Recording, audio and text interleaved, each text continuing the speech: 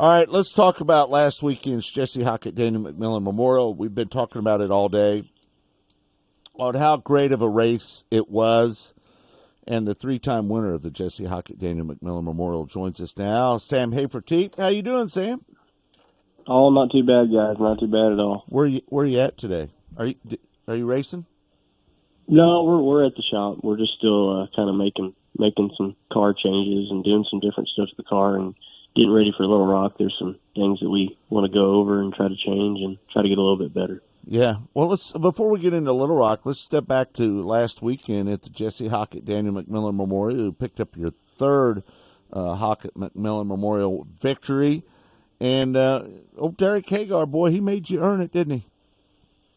Yeah, I mean, he had a really good car all weekend long. You know, between him and Mark Smith, they probably had the two best cars all weekend long, I'd say. And we just never really found our vibe. You know, we got our balance a lot better Saturday night. You know, the balance was good. We just couldn't get the car to, you know, get the drive and the grip that we needed. So, you know, like I say, we got our balance right, and then, you know, take a few adjustments here and there, and you know, hopefully this week we can make the changes we need to make and you know, be a little bit better. It seemed like the track was is technical a good word, because that muck was so bad up there at the top, and if you jumped that cushion and got up in it, it was bad news for a lot of drivers last week, and there was something to get that right rear a hold of up there. Would you call that a technical track last week? Yeah, it was very technical.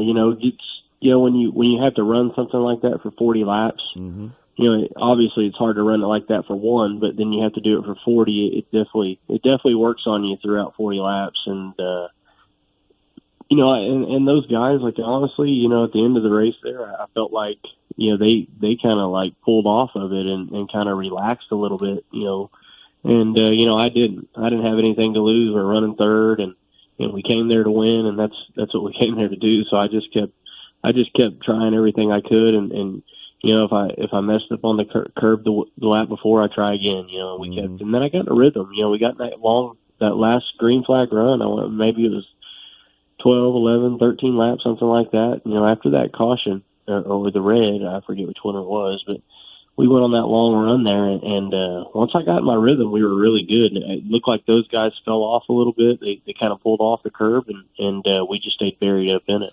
Were you a little surprised on the line that Hagar was taking a little bit? Man, he ran right through the center several times there, and it was working for him a little bit.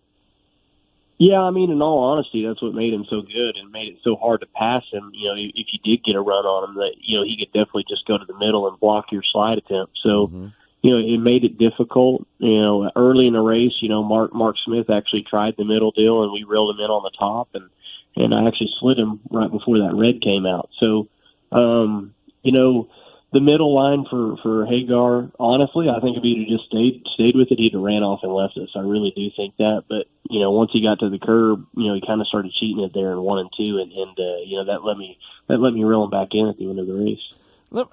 I want to step back to the track itself again. How physical is that, Sam, when you're banging up against that cushion like that, and you know that you can't miss your mark or it's a bad deal?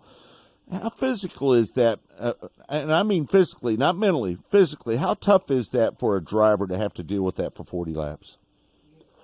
Well, I mean, what makes it hard is, you know, whenever you hit a curb like that, you know, you don't know exactly how the car is going to react every time. You know, when you hit a curb like that, sometimes it sucks you in and makes you turn left real hard. Another time, you know, it's perfect, you know, and you never know. And the other problem with the curb is, if you enter on it and you're good through the middle, and then, you know, at the exit it might grab you. You know, some laps it doesn't. You know, it's so hard to hit it right every lap and every time that, you know, it's the unknown. Like always, you know, everybody always tells you when you're racing, you need to be comfortable, you need to be, you know, in control, and it doesn't wear you out if you're comfortable.